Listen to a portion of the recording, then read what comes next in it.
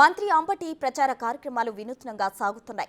గతంలో చాయ్ వాలా అవతారమెత్తి ప్రజలకు టీ కలిపి ఇచ్చారు. రథంపై బాణం సంధిస్తూ ప్రజలను ఆకట్టుకున్నారు. బుల్లెట్ బైక్ పై నియోజకవర్గంలో కలియదీరుతూ ప్రజలకు చేరువయ్యారు.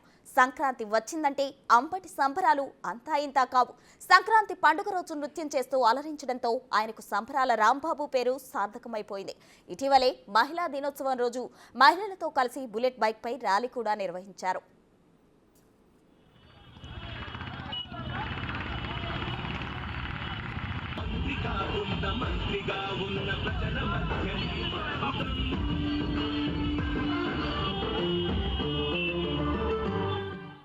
తాజాగా ముప్పాళ్ల మండలంలో మంత్రి అంబటి ద్విచక్ర వాహన యాత్ర కొనసాగించారు.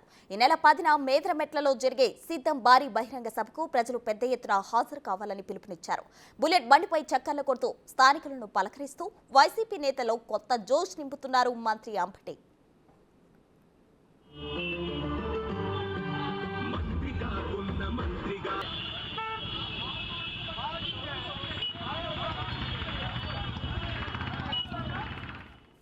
ఇక అంబటి వినూత్న ప్రచార కార్యక్రమాలు ఎన్నికల్లో ప్రజల నుండి ఓట్లు రాలుస్తాయో లేదో తెలియదు గాని వైసీపీ కార్యకర్తల్లో నయా జోష్ను మాత్రం నింపుతున్నాయని చెప్పవచ్చు.